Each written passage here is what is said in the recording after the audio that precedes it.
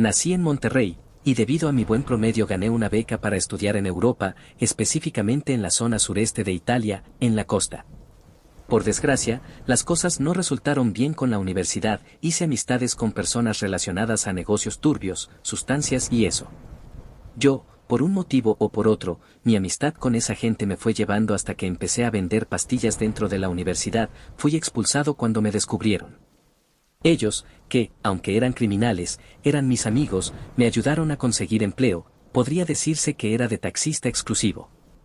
Se trataba de una empresa privada, que en realidad era una secta muy oscura, cuyos miembros, aunque eran pocos, eran de mucho dinero y venían de diversos países del mundo. Ellos tenían una tarjeta con la que nosotros, los conductores, podíamos identificarnos para brindarles el servicio de transportación. Mis amigos pudieron conseguirme ese empleo porque tenían contactos en Albania, de hecho también me consiguieron donde vivir. Todos los sucesos que les voy a contar podrán parecer que salen de lo que se pudiera considerar como remotamente normal o siquiera posible, pero deben entender que Albania es un país controlado por mafias que manejan todos los negocios turbios, habidos y por haber. Primero, un poco de contexto, para que se entienda bien cuál era la situación en Albania cuando yo llegué ahí a trabajar y a vivir. El desastre comenzó con la Primera Guerra Mundial, todo el país fue utilizado como campo de batalla para los enfrentamientos entre Francia y el Imperio Otomano. Cuando la guerra terminó, el país fue dividido en dos partes, una fue puesta bajo control de los serbios, y la otra podría decirse que era un poco autónoma. Por eso, cuando yo llegué, e incluso hoy en día, las mafias serbias tienen mucha influencia en el curso de Albania. 10 años después de que terminó la Primera Guerra Mundial, el país se convirtió en una monarquía. Después sufrió una invasión italiana que culminó cuando los italianos decidieron quién sería el rey que se quedaría en el poder. Cuando estalló la Segunda Guerra Mundial, los aliados aprovecharon para armar a los disidentes albaneses para que se enfrentaran contra los italianos. Cuando esa guerra termina, la Unión Soviética, a través de un dictador, impone el comunismo en Albania. Yo llegué a Albania en los primeros meses del 98, en aquel entonces tenían poco tiempo de haber salido del comunismo radical, pero también habían sufrido una guerra civil y casos muy fuertes de corrupción. Debido a eso, nuevamente, las Fuerzas Armadas italianas hicieron acto de presencia en el país. Todo ese desbarajuste, confusión y descontento ocasionó que el socialismo tomara el poder de Albania. Y algunos meses después llegué yo, con mafias albanesas, represión socialista y militares italianos. El país era un desastre, cualquier cosa que fuera ilegal tenía un espacio ahí, y, precisamente, la secta para la que yo trabajaba estaba metida en negocios turbios. Mi primer día de trabajo fue intenso. Para empezar, unas personas de muy mal aspecto fueron al lugar donde me estaba quedando. Antes de iniciar a trabajar con ellos querían hacerme algunas preguntas. Respondí todo y pasé ese filtro. En ese momento yo no lo sabía, pero esa gente ya me había investigado y solo querían saber si yo sería honesto. Salimos del edificio, subimos al auto en el que ellos habían llegado y fuimos hasta una vieja fábrica abandonada. Ahí había más personas de la secta. Debo aclarar que yo hablaba bien el inglés, y todas las personas de la secta y sus contactos también hablaban inglés. El idioma no presentaba ningún problema. Los de la secta me aclararon que antes de hacerme miembro yo tenía que trabajar para ellos por 8 meses y después podrían hacer mi iniciación. Quedó un poco más clara cuando hice mi primer viaje. Recibí una llamada, el celular me lo había dado la secta, me dieron una dirección, yo la ingresé al GPS del Mercedes y conduje. Yo estaba en Tirana, que es la capital de Albania. La persona que me había llamado quería que yo fuera a recogerlo hasta el aeropuerto internacional de Riñas, que, debido a que fue mi primer viaje, recuerdo perfectamente la distancia a la que estaba ese aeropuerto desde mi ubicación, eran 25 kilómetros. Llegué al aeropuerto, estacioné el Mercedes, y en breve llegó una persona. Era un hombre, de unos 30 y tantos, delgado de piel blanca, portaba lentes oscuros, su barba era prominente, su cabello era corto. Su rostro casi no mostraba ninguna expresión, vestía un traje de color azul celeste con una corbata blanca. Ese sujeto me mostró la tarjeta que me indicaba que pertenecía a la secta, que, por cierto, esa tarjeta no incluía nombre ni apellido, tampoco un alias. La tarjeta solo incluía 3 cosas, una fotografía, el código de miembro, que era como una especie de ID, y el último dato que tenía la tarjeta era la nacionalidad. Por eso supe que ese hombre venía desde Rumanía. Ese señor ya sabía que yo era mexicano, todos los de la secta sabían. De esa forma, si yo hacía algo inconveniente para la secta, todos sabrían cómo encontrarme a mí y a mis familiares. Esta persona, a la que me referiré como el rumano, pidió que lo llevara a unos edificios departamentales en el distrito de Curvin. Estuve dentro del auto estacionado, en lo que esperaba a que regresara el rumano. Al poco tiempo pude ver que, del otro lado de la calle, un Mercedes casi idéntico al que traía yo, se metió en un callejón. Luego varias personas con muy mala pinta entraron. Si me preguntan, ahí estaba ocurriendo algo relacionado con el tráfico de sustancias. Después, vi algo que me hizo sentirme incómodo y nervioso. De un autobús bajaron varias mujeres jóvenes vestidas con túnicas de color rosa y entraron al mismo edificio. Todas ellas iban formadas, las túnicas les cubrían todo el cuerpo menos la cara, desde el cabello hasta los pies. Las jóvenes iban rezando. Una anciana iba al frente, dirigiéndolas, y otra anciana iba hasta atrás, cuidándolas. Al pasar las 3 horas, primero salieron las ancianas y las muchachas, subieron al autobús y se fueron. Después salieron otras personas, todos tenían la misma expresión en el rostro. No sabría cómo explicarlo, pero todos ellos, incluyendo al rumano, solo de verlos era fácil intuir que ya habían matado por lo menos a una persona. Tenían la muerte en la mirada. Ya salió el rumano, pero venía con una de las jóvenes de túnica color rosa. Ambos subieron al vehículo y los llevé hasta la frontera con Serbia. En aquel entonces la definición geopolítica de ese territorio era sumamente difícil de nombrar, pero es lo que hoy se conoce como Kosovo. Cuando llegamos al lugar ya nos estaba esperando otro vehículo. El rumano y la joven bajaron del auto y fueron al otro vehículo. El rumano saludó de forma muy amistosa a los que venían en ese auto. Abrieron una puerta de la parte de atrás y ahí se subió la muchacha. El rumano regresó al auto y me dijo que lo llevara a una de las casas de seguridad de la secta, específicamente a una que se encontraba en el distrito Mat. Cuando llegué había otros conductores de la secta, todos estábamos estacionados en la parte trasera de la casa de seguridad. Me acerqué con uno de ellos. Él estaba fumando. Yo le pedí que me diera uno. Él se veía más grande que yo, pero no demasiado. Me recargué en el auto que él conducía y le pregunté por su nombre. Se llamaba Arben, o eso fue lo que dijo. Me preguntó por mi nombre y le respondí, aunque se me hizo raro, porque, como dije, la secta había informado a todos sus miembros sobre mí, pero, ahí fue que descubrí que ninguno de los conductores formaba parte de la secta. Arben llevaba 6 meses siendo conductor. Yo le comenté que era mi primer día, pero que con lo poco que había visto era suficiente para darme una idea de cómo funcionaba el negocio. Arben me advirtió que no debíamos mencionar nada, sin importar que fuera entre miembros de la secta o conductores, que simplemente me limitara a hacer lo que me ordenaban, que, de hecho, si él fuera un soplón, ya hubiera ido a delatarme por estar intercambiando información de temas que teníamos prohibidos. Me disculpé y continué fumando el cigarro. A los pocos minutos llegó una prominente camioneta. Arben me dijo que mejor fuera a recargarme al auto que me habían otorgado, y que, de preferencia, agachara la mirada cuando la persona se bajara de la camioneta. Esas palabras, lejos de asustarme, me llenaron de intriga. Volví al Mercedes. Al paso de un minuto, de la ostentosa camioneta bajó una persona muy excéntrica. Sus ropas eran relativamente ordinarias, pero lo más extraño de todo era la gigantesca cabeza cadavérica que llevaba a modo de máscara. Seguro se había tratado de un animal de ganado.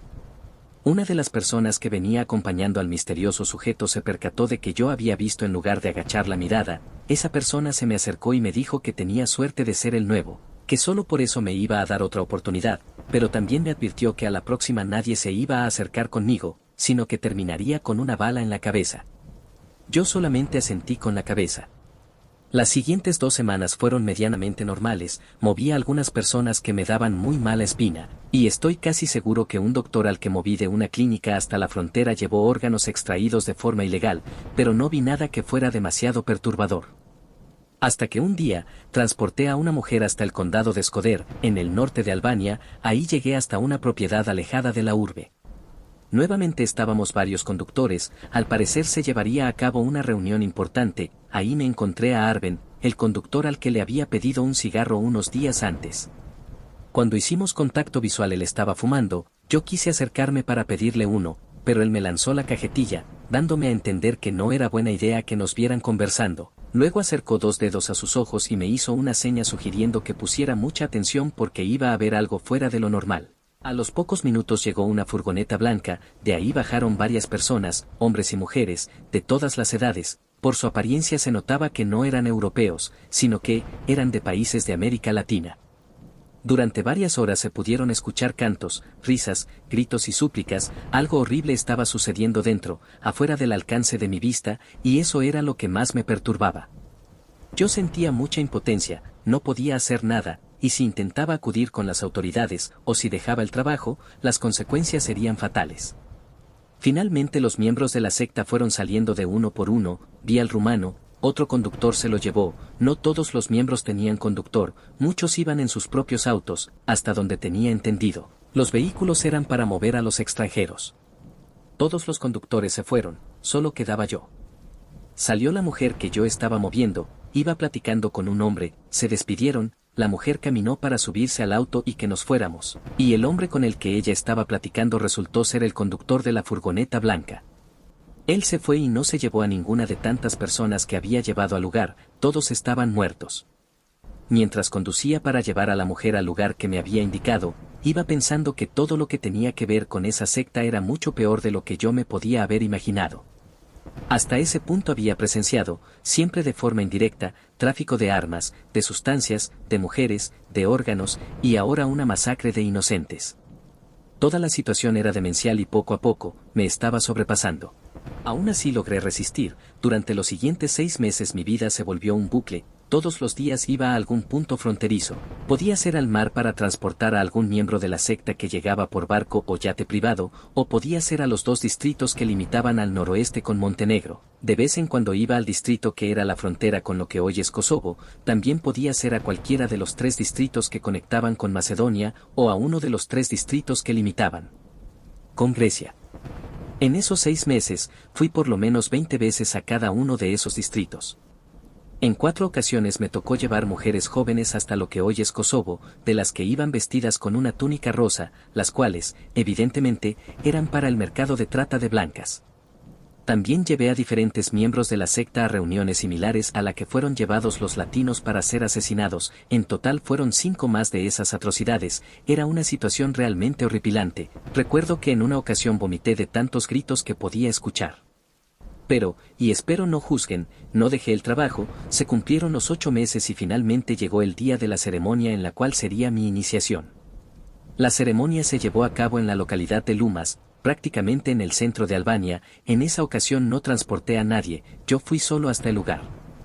Fue en el bosque. Otros 25 miembros de la secta estaban presentes, entre ellos, claramente, el líder era un tipo, no podría decir obeso, pero tampoco era delgado, su cabello era corto. Tenía entradas muy marcadas, usaba lentes, su altura era un poco inferior al albanés promedio. Yo le calculo que tendría entre 40 y 50 años, parecía ser carismático. Él vestía ropa casual de colores claros. Yo me esperaba que el líder de la secta fuera alguien intimidante, sentado en un trono o con unas ropas que hicieran relucir su poder, pero nada de eso. Los que sí daban miedo eran sus escoltas, estaban cubiertos con una túnica negra que, literalmente, les cubría desde la cabeza hasta los pies. Sus ropas ni siquiera tenían orificios para los ojos o para la nariz, nada. Su apariencia era ciertamente inquietante. El resto de los asistentes vestían de gala, como si la ceremonia que se estaba por celebrar fuera un evento social muy importante. El líder me agradeció por mis servicios durante esos 8 meses, dijo estar consciente de que no había sido nada fácil, pero que finalmente todo mi esfuerzo y mis sacrificios serían recompensados. Lo único que hacía falta de mi parte era un último acto de lealtad. Los guardias del líder trajeron a una persona amarrada a 2 troncos de madera, como si estuviera crucificado. La víctima estaba consciente, podía ver y oír, pero su boca había sido cosida. El líder de la secta me dijo que yo debía elegir la forma en que esa persona iba a morir. Yo tenía 2 opciones para escoger. La primera era que, utilizando un mazo, le rompieran todos los huesos, terminando con la cabeza, y la segunda era prenderle fuego. Quedé en shock por un momento, podía sentir las miradas de todos, la situación era muy tensa, mis oídos estaban saturados de estática, se me nubló la vista. Entonces el líder de la secta repitió mi nombre en 2 ocasiones. Yo debía tomar la decisión. Pregunté si yo le daría muerte, pero el líder me respondió que no, que uno de sus guardias tomaría el papel del verdugo. Me explicó que el ritual era importante porque simbolizaba la capacidad de tomar decisiones en situaciones difíciles, en las cuales, sin importar que decidiera yo, morirían personas. Elegí que le dieran muerte con el mazo, y oficialmente me convertí en un miembro más de la secta. Me asignaron uno de sus muchos negocios y empecé a tratar con gente muy peligrosa, obtuve mucho dinero, pero todo cambió cuando, a principios de 1999, casi muero asesinado. Ese suceso me hizo cuestionarme en dónde me encontraba, mi vida había sido un desastre, yo había pasado de ser un estudiante excelente en México que se ganó una beca para estudiar en una universidad de Italia, a ser expulsado por venta de sustancias, luego fui conductor de taxis privados pertenecientes a una secta muy oscura, y finalmente me había unido a esa secta, yo no quería seguir en esa vida. Afortunadamente encontré mi oportunidad para salir del país sin enfrentarme a la secta, todo fue gracias a que las fuerzas de la OTAN estuvieron bombardeando Yugoslavia por casi 3 meses, eso ocasionó una migración de casi 500.000 de personas hacia el territorio albanés. Entre todo ese desastre yo, por cuestiones de negocios de la secta, estuve muy cerca de un lugar que fue atacado, murieron muchas personas, tantas que sería imposible su identificación, y, como la gente de la secta sabía que yo estaba ahí, si no me reportaba se asumiría que había muerto, huí hacia Bulgaria, que era el único país cercano que no tenía tratos con la mafia albanesa. No saqué ni un peso de las cuentas que tenía para que mi muerte fuera creíble, y, con el dinero que llevaba en los bolsillos, me las ingenié para llegar a España y unos meses después logré regresar a México.